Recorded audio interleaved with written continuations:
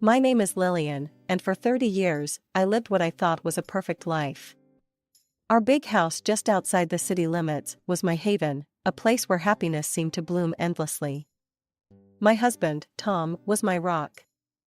Our son, Jake, was the light of our lives, a budding football star at his college. I remember the day Jake brought home Sarah, his girlfriend. She was a sweet girl with a gentle smile and kind eyes. I took to her immediately, seeing in her the daughter I never had. They'd come over often, filling our house with youthful laughter and dreams of the future. As I watched them, I couldn't help but think about wedding bells and their future.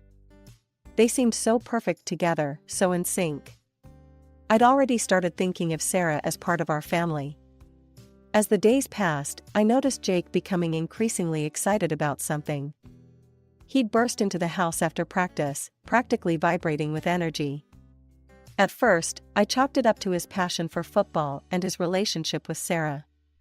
But there was something different about it, something I couldn't quite put my finger on. One evening, as I was preparing dinner, Jake bounded into the kitchen, his eyes shining with enthusiasm. "Mom, guess what? I'm going to a competition in the neighboring state." I turned from the stove, smiling at his excitement. "That's wonderful, honey. When is it?" "We leave next week," he replied, grabbing an apple from the fruit bowl. "It's a big deal, Mom. Could be a real game changer for my career." Something about his demeanor struck me as odd. Jake had been to many competitions before, but he'd never been quite this keyed up about one. "Are you okay, Jake?" I asked, studying his face. "You seem different." He waved off my concern with a laugh.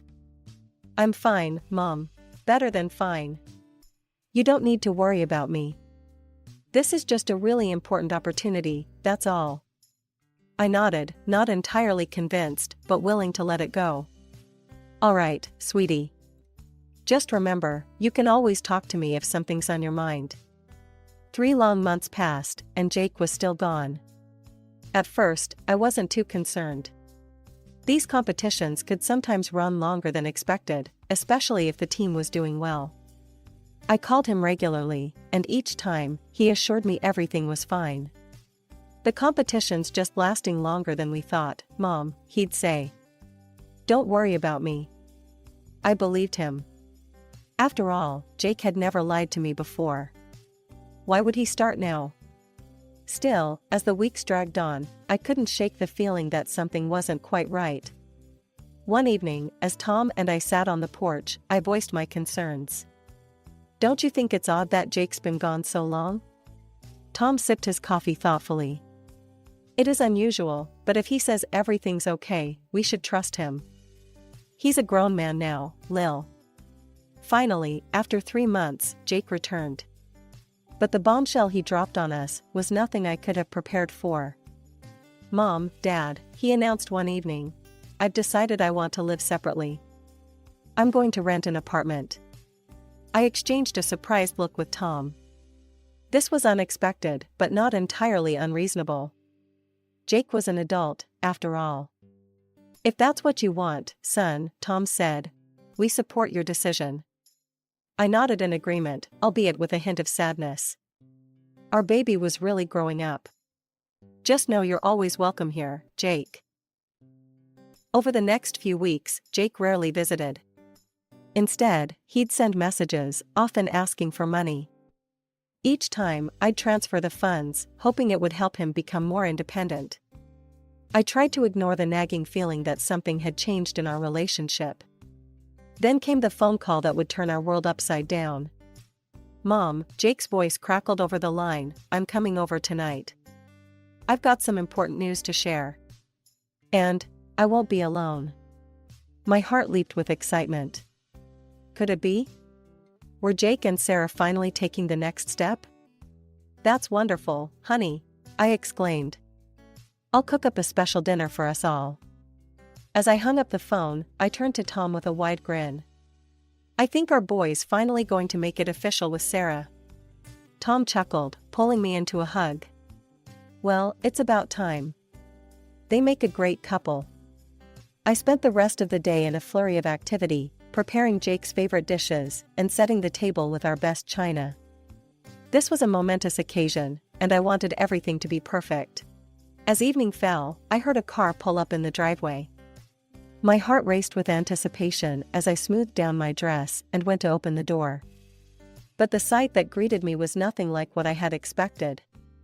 Jake stood there, all right, but the woman by his side wasn't Sarah. This girl was a stranger, strikingly beautiful, dressed in bright, provocative clothing that seemed out of place for a family dinner. "Mom," Jake said, his voice oddly flat, "I'd like you to meet Veronica, my wife." The world seemed to tilt on its axis. This couldn't be happening. It had to be some kind of cruel joke. But the defiant look in Jake's eyes and the smug smile on Veronica's face told me it was all too real. We all moved to the dining room in a daze. As we sat down at the table I'd so carefully prepared, I couldn't stop staring at Veronica. She was beautiful, yes, but there was something cold in her eyes that made me uneasy. Jake, seeming oblivious to the tension, launched into a description of their wedding. "We had an amazing ceremony at that new upscale venue downtown. You should have seen it, Mom. The flowers, the music, everything was perfect." Each word felt like a knife twisting in my heart. "How could you celebrate your wedding without the people closest to you?" I asked, fighting back tears. Jake's face hardened. "The closest person to me is my wife," he declared. "I want to make her happy." Veronica raised her head, a smug smile playing on her lips. Jake continued, his voice softening slightly. "Veronica's parents abandoned her years ago. Her grandmother raised her, but she passed away recently. I didn't want Veronica to feel lonely at our wedding, so we decided not to invite any relatives. We celebrated with just our friends." I sat there, trying to process this information. Then a thought struck me. "Jake, what about Sarah? What happened with her?" Jake shifted uncomfortably in his seat. "I left her," he mumbled. She cheated on me." I couldn't believe what I was hearing. Sweet, kind Sarah, cheating? It didn't make any sense. Trying to understand more about this woman who had suddenly become part of our family, I turned to Veronica. "So, Veronica," I began, attempting to keep my voice steady, "where are you from originally?" Veronica's eyes narrowed slightly, but she remained silent. Undeterred, I pressed on. "What do you do for a living? Are you working somewhere at the moment?" Again, Veronica avoided answering, her lips pressed into a thin line. "Perhaps you could tell us a bit about your interests? What do you like to do in your free time?" I tried once more, desperation creeping into my voice. At this, Veronica abruptly stood up. "I'm not obliged to discuss my personal life with outsiders," she announced haughtily. "We're leaving." Without so much as a thank you for the dinner, she strode towards the door. Jake jumped up to follow her, pausing only to ask me to pack some food for them and transfer money for their honeymoon. As the door slammed behind them, Tom and I sat in stunned silence. The next day, still reeling from the previous night's events, I decided to call Jake. I needed answers, needed to understand what was going on. But when the call connected, it wasn't Jake's voice I heard. "Jake's busy right now," Veronica's cold voice came through the speaker. "He can't talk. But you can send money for our honeymoon to his card. We have nothing else to discuss with you." The line went dead. I stood there, phone in hand, shock giving way to a deep, aching sadness. What had happened to my sweet boy? And how had this woman gained such control over him?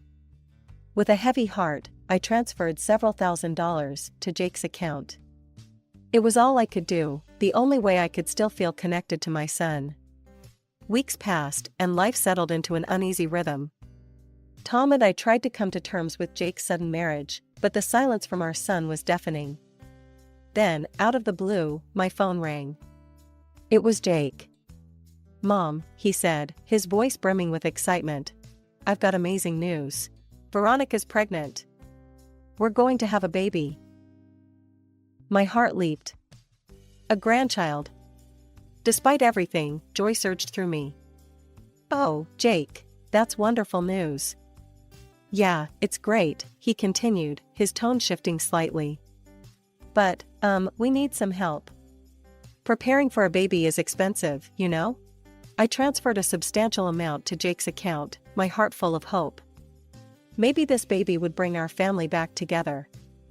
A few weeks later, I was tidying up the living room when I heard a car pull up. To my surprise, Jake and Veronica burst through the front door without knocking. Veronica strode past me, her eyes scanning every corner of our home. "This house will do nicely," she declared, her tone matter of fact. "I'm sorry, what?" I stammered, confused. Jake stepped forward, his face set in determination.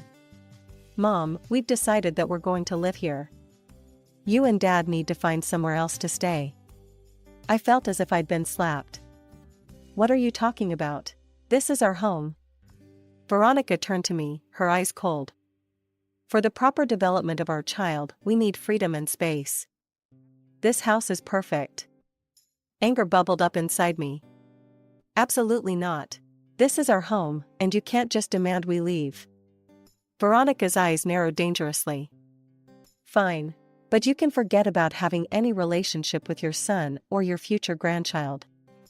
Before I could respond, they turned and stormed out, leaving me standing in shock. From that day on, my phone was flooded with messages from Jake. Each one demanded we give them the house, each one more insulting and threatening than the last. I couldn't believe the cruel words coming from my son. What had happened to him? 2 weeks of this torment passed, before Jake showed up at our door again. His face was contorted with rage. "You need to give us this house," he shouted. "Veronica's threatening to divorce me if you don't. Do you want to ruin my marriage?" I tried to reason with him. "Jake, honey, can't you see? She's blackmailing you. This isn't right." His face turned an alarming shade of red. "Don't you dare talk about Veronica like that. You're not worth a hair on her head." That was the final straw for Tom. Without a word, he grabbed Jake by the arm and forcefully escorted him out the door, slamming it behind him. As Jake's angry shouts faded, I sank to the floor, tears streaming down my face. Tom knelt beside me, wrapping his arms around me. Weeks passed, and life settled into an uneasy rhythm.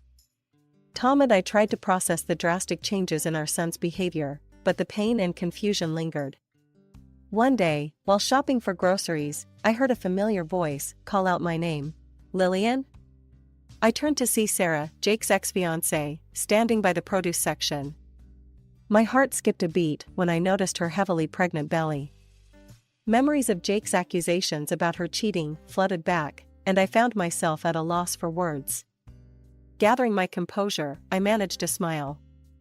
"Sarah, I had no idea you were expecting. How are you feeling?" Sarah's eyes welled up with tears.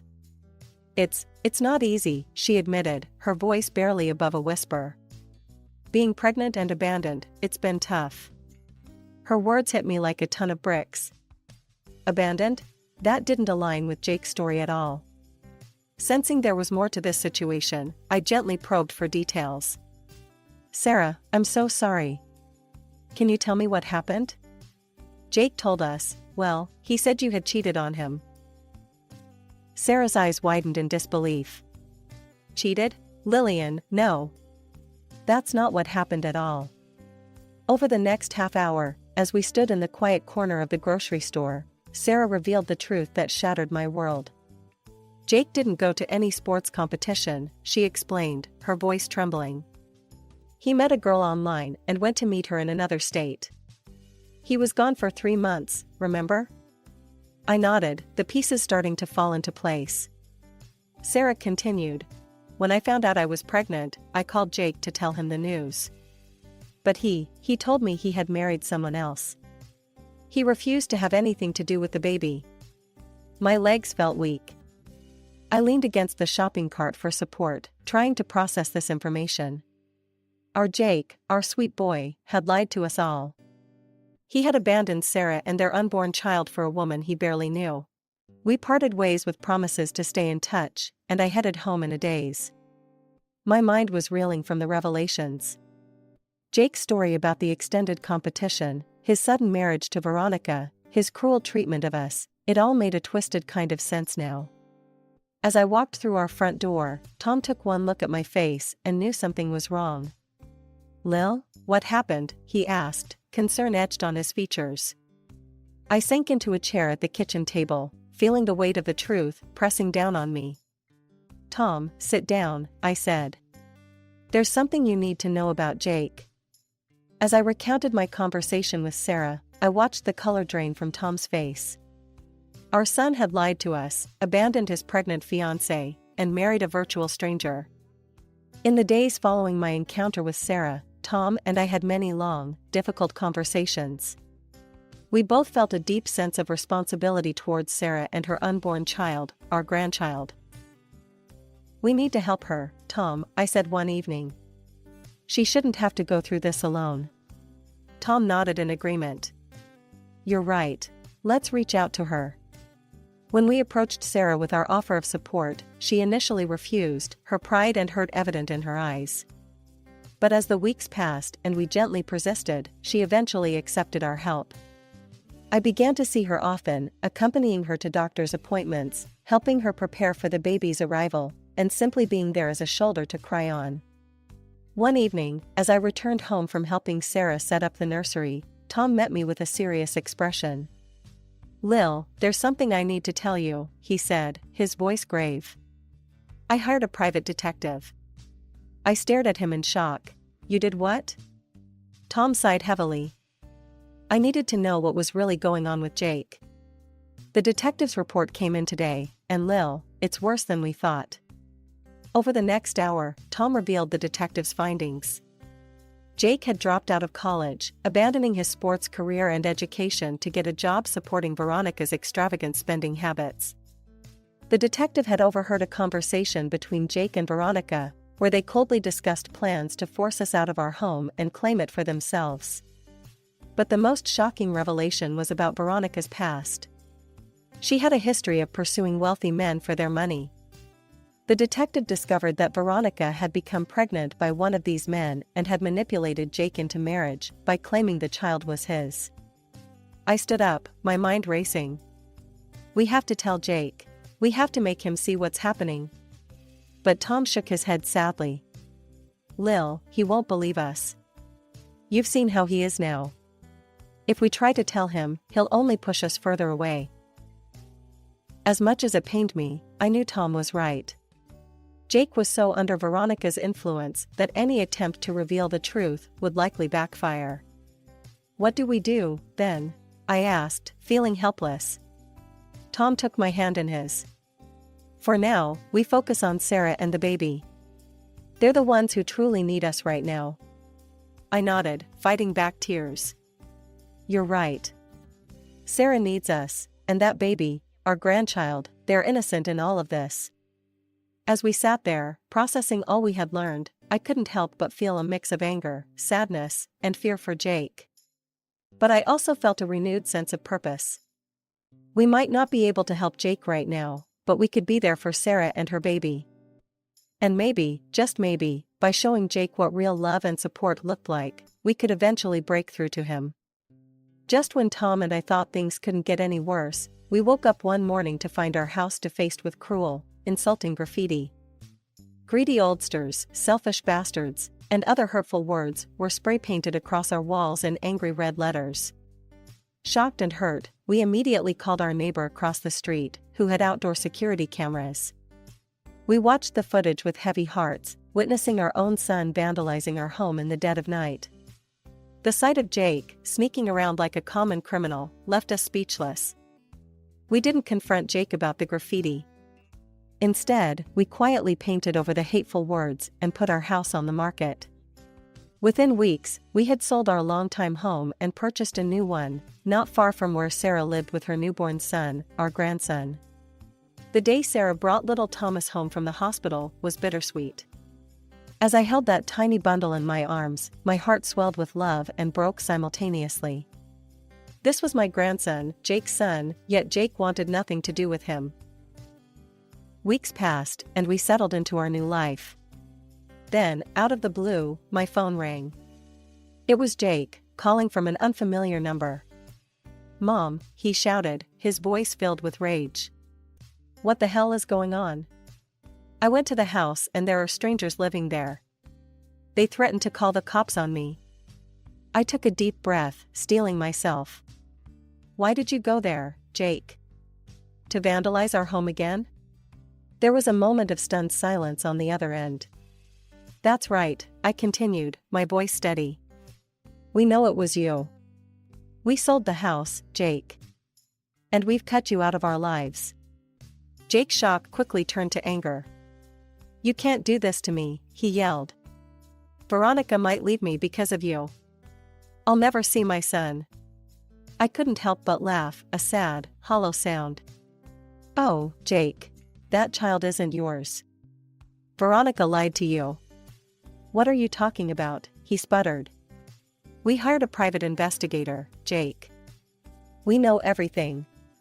About Veronica's past, about her lying about your paternity, about your plans to take our house. I'm sending you the evidence now." As I hit send on the email containing the detective's report, I heard Jake's sharp intake of breath. "You're a fool, Jake," I said, my voice softening slightly. "You abandoned Sarah and your real son for a woman who's been lying to you from the start. I hope one day you'll realize what you've thrown away." With that, I hung up the phone, my hand shaking slightly. 6 months passed in a blur of baby giggles, sleepless nights, and newfound joy. Tom and I had settled into our roles as doting grandparents, cherishing every moment with little Thomas. Our new home, though smaller, was filled with more love and laughter than we'd experienced in years. One sunny afternoon, as we sat on our porch watching Sarah push Thomas on the swing we'd installed in the backyard, our neighbor walked by with some surprising news. "Did you hear about Jake?" she asked, her voice low. "Word is, that wife of his up and left him.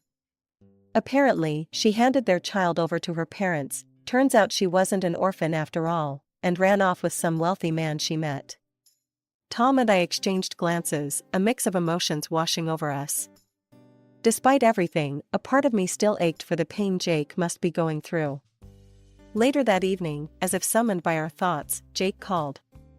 His voice was a far cry from the angry, demanding tone we'd grown accustomed to. Instead, he sounded broken, desperate. "Mom," he sobbed. "I'm so sorry. For everything. Please, can we start over? I know I'm still your sole heir. I can change, I promise." I closed my eyes, feeling a familiar ache in my chest. "Oh, Jake," I said softly. "I'm sorry you're hurting. But you need to know, your father and I have changed our will.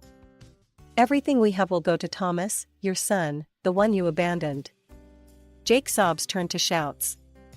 "No. You can't do that. I'll go back to Sarah, we can start over." "Goodbye, Jake," I said firmly, and ended the call. Tom found me on the porch swing a little while later, staring out at the setting sun. He sat beside me, taking my hand in his. "You okay?" he asked gently. I nodded, squeezing his hand. "I am. It's not the ending I would have chosen for us, but I think we're exactly where we're meant to be." And we were.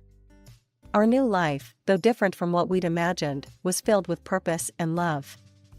Every weekend, our home was filled with the joyous sounds of Thomas's laughter as he explored every nook and cranny.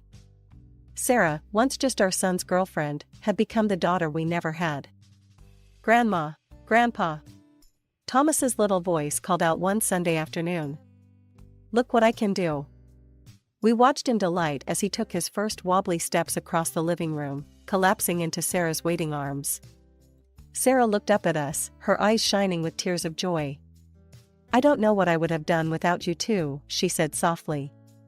"You've been more like parents to me than I ever expected to have." I knelt down beside her, wrapping them both in a hug. "Oh, sweetheart. You and Thomas, you're our family.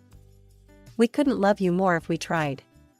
As I looked around at the faces of my family, Tom's weathered smile, Sarah's gentle eyes, Thomas's chubby cheeks, I felt a profound sense of peace wash over me. This was not the life I had planned, but it was a life filled with more love, more joy, and more purpose than I could have ever imagined.